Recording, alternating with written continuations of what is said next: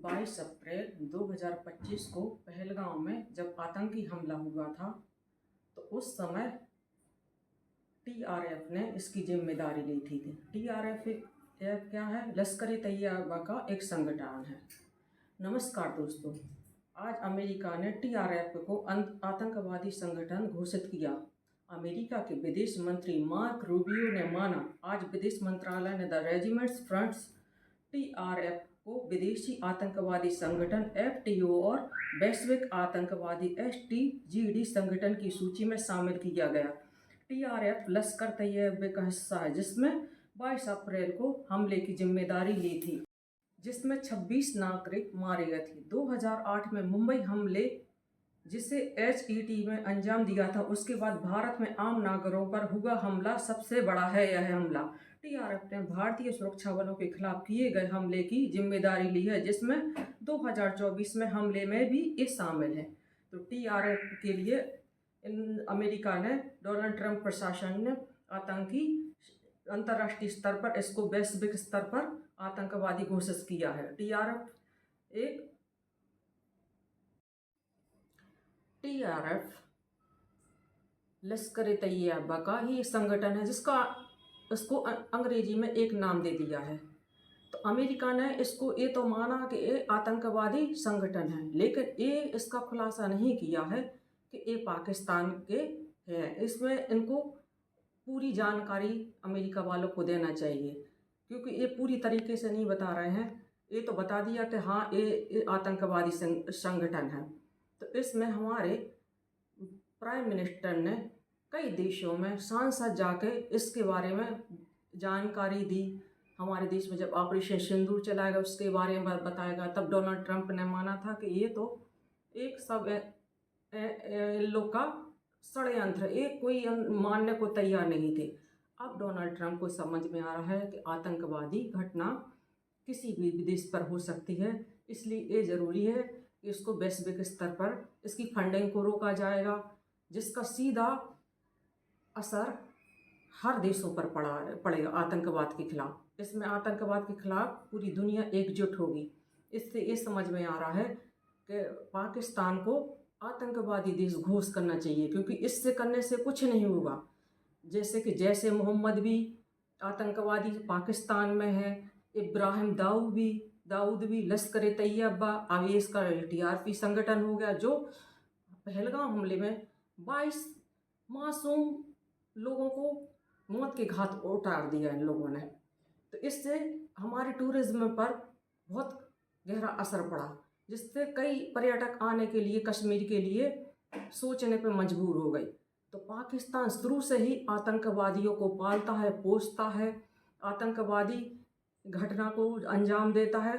तो Donald Trump को ये समझना चाहिए कि चलो, तो हमारे प्राइम मिनिस्टर नरेंद्र मोदी ने हर देश के हिस्सों में अपने सांसदों को पहुंचाया, जिसमें ऑपरेशन सिंदूर 7 मई को पाकिस्तान के ठिकानों पर निशाना बनाया गया, जिसमें कई ठिकाने नष्ट किए गए, जिसमें से 100 आतंकवादियों को ढेर किया गया। तो इसमें सब सांसद हर देश में गए, तो अपनी कूटनीति से वहाँ पर ये इसको पूरा बताया गया था, जिससे यहाँ पर अमेरिका को भी समझ में आया कि आतंकवादी घटना हर देश के लिए ठीक नहीं है।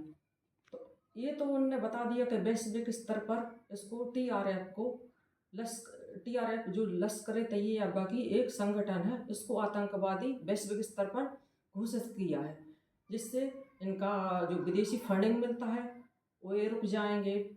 और ये है ना, कोई आतंकवादी घटना के लिए इनको पैसे का प्रॉब्लम जाएगा, कोई बैंकों से में को नहीं देगा। तो ये तो लगा दिया वहाँ पर इंटरनेशनल वैश्विक स्तर पर ये आतंकी घोषित हो गया।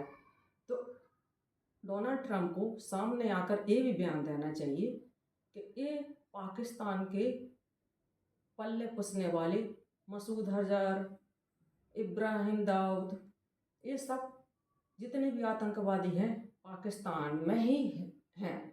तो पाकिस्तान को आतंकवादी देश घोषित करना चाहिए।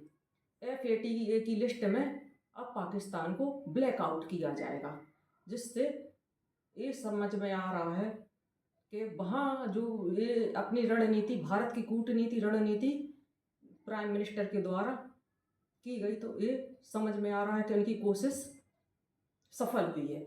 जिसमें यहाँ पर सब बोल रहे थे कि ये हर देश में जा जाकर सांसद लोग क्या कर लेंगे। तो जो विपक्ष की पार्टी हैं, तो देख लीजिए, उससे ये समझ में आया है कि हमारे प्राइम भारत के सभी देशवासी सुन लो कि हमारे प्राइम मिनिस्टर की रणनीति कूटनीति काम आई। जो आज अमेरिका में उसको TRF को, लश्कर तैयबा का जो संगठन है, उसको आतंकवादी घोषित किया गया। जिसमें SCO की बैठक में चीन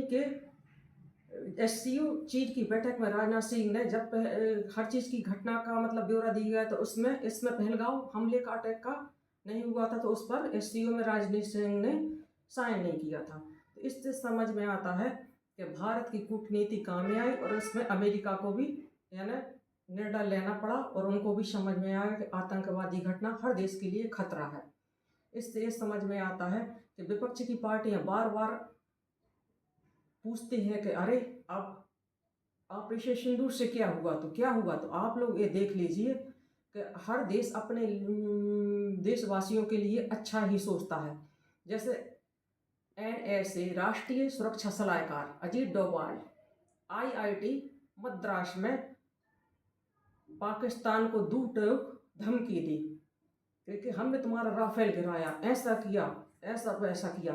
तो ये बताइए, जब उनने टूक सुनाई कि हमारे यहाँ का तुमने एक शीशा भी नहीं तोड़ पाया, और पूरे आतंकवादी ठिकानों पर आक्रमण किया और किसी आम नागरिकों को नहीं निशाना बनाएगा, जिसमें 100 से ज़्यादा कई आतंकी मारे गए।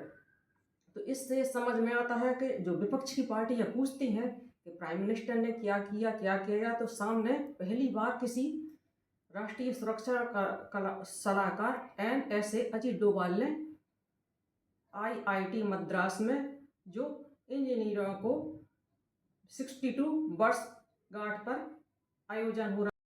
भारत के विदेश मंत्री जयशंकर ने अमेरिका के विदेश मंत्री मार्को रूबियो को धन्यवाद बोला है, और उन्होंने एक बयान जारी किया है, जिसमें सोशल साइड मीडिया पर देख सकते हैं। A strong affirmation of India USA council to risk cooperation TRF Lashkar Taiba proxy SA foreign tourist organisation FTO and specially designed ex global terrorist SDGT responsibility for the April 22 Pahalgam attack zero tolerance for terrorism. तो ये हमारे भारत के विदेश मंत्री जयशंकर का बयान है कि इसमें जीरो टॉलरेंस फॉर टेररिज्म पर बोला है कि आतंकवाद से, चलो ये अमेरिका में बता गया है, इससे अमेरिका ने थोड़ा आगे बढ़ने की तो कोशिश की है। तो ये हमारे भारत की कूटनीति काम में आई है, और आगे पाकिस्तान को समझ में भी आया है कि भारत ने अमेरिका के इंटरनेशनल आतंकवादी घोषित करवाकर उनके देश पर निशाना बनाया है। तो जो डोनाल्ड ट्रंप उनके अशर मुनीर को खाना पे लंच पे बुलाते हैं, तो ये देख लीजिए कि पाकिस्तान आतंकवादी देश है और उसको आतंकवादी देश घोषित करना चाहिए। Thank you so much.